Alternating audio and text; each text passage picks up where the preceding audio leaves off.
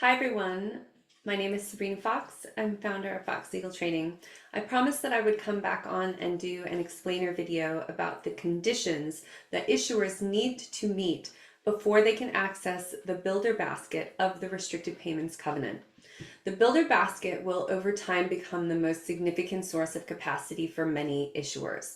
And in fact, for some borrowers who have backdated builder baskets like Altice did, they will be accessing an incredible amount of capacity, just huge amounts of capacity over time. And so these two conditions, which are designed to ensure that the borrower is financially healthy before they access that capacity, are very important. The other thing which is really interesting about these two conditions is that of all the clauses and protections present in a typical offering memorandum, they are probably the ones that appear in the most different types of ways. It's something that should be very simple. You must do these two things before you access the builder basket or prove these two conditions are present. But sometimes the conditions only apply to certain elements of the restricted payments definition. Sometimes they only apply to certain elements of the builder basket itself. And as such, they are really important to go through so you can understand a little bit about how they work. So I'm going to use as a tool to teach this to you a couple of different things. The first thing I wanted to take you through is the annotated offering memorandum that we provide to Fox Legal Training students. This is the limitation on restricted payments covenant here. And the reason that I wanted to pull this up is I just want to make the point about how the different sections of the covenant work. So this summary will appear in the description of notes of an offering memorandum. And the very first section is the definition of restricted payment. That's what clause 1, 2, 3, 4, and 5 are.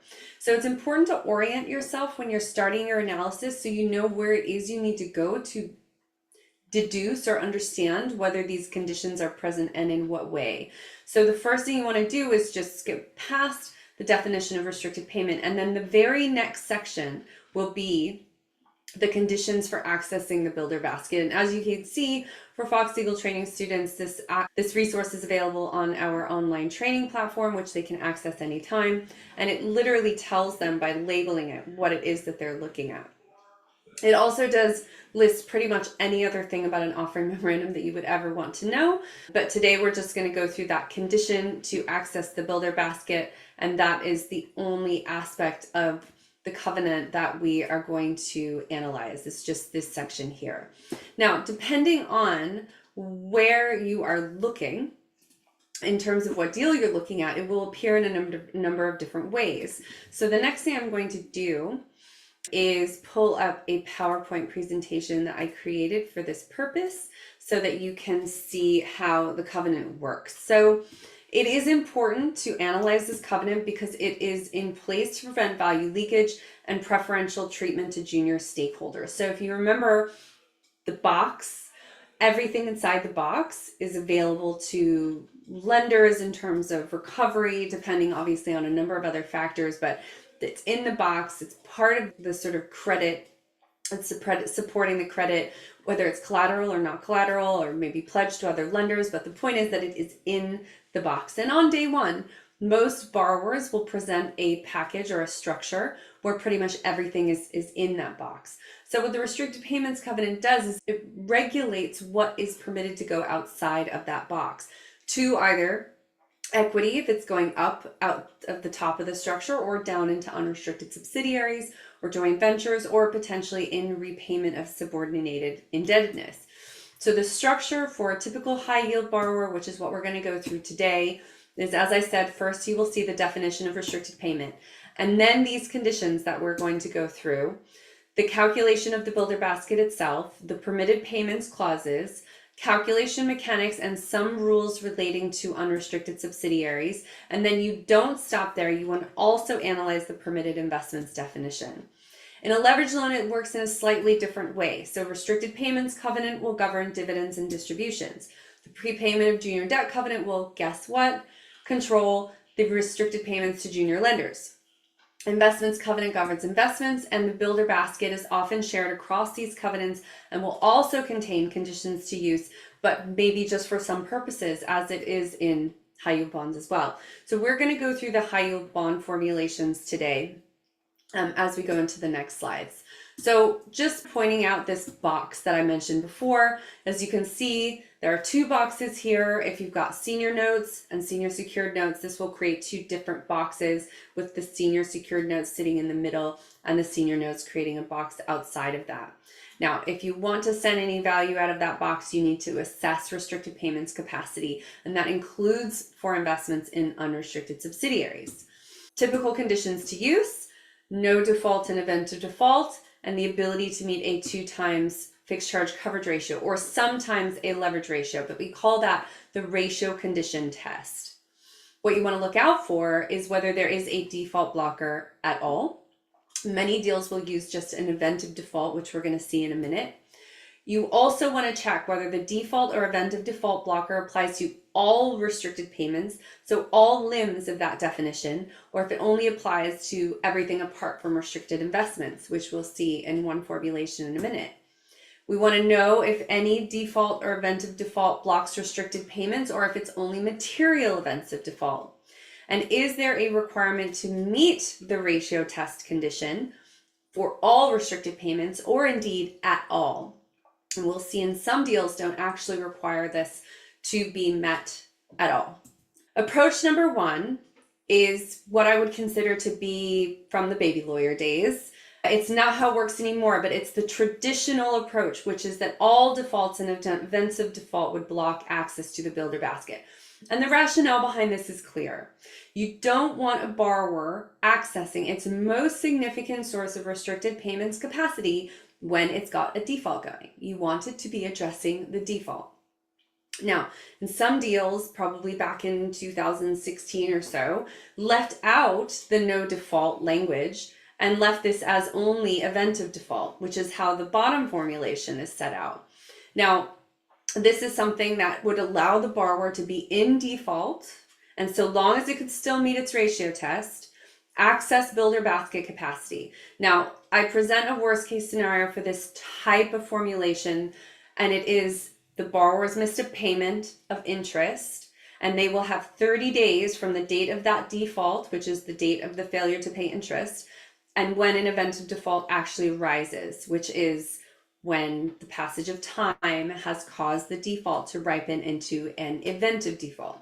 So that's the difference between this formulation here and the formulation below, where only events of default block access to the builder basket. It's that 30 days of potentially being in default before it ripens into an event of default that the borrower would have the ability to still make restricted payments during that time.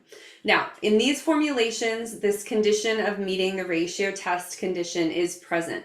So this is a proxy for the financial health of the borrower. The ability to meet a 2 times fixed charge coverage ratio, or the leverage ratio, whatever that is set at, tends to be viewed as a way of measuring the borrower's financial health. So we want this to be in place because of these two conditions. They ensure together that the borrower's in good nick and it's in condition to be able to make restricted payments with lenders feeling more or less confident that the borrower is in a good condition, is in good shape, is not distressed or stressed or heading in that direction. Because if they were, you would want all of the value to stay in the box. You wouldn't really want the borrower to be able to send value out.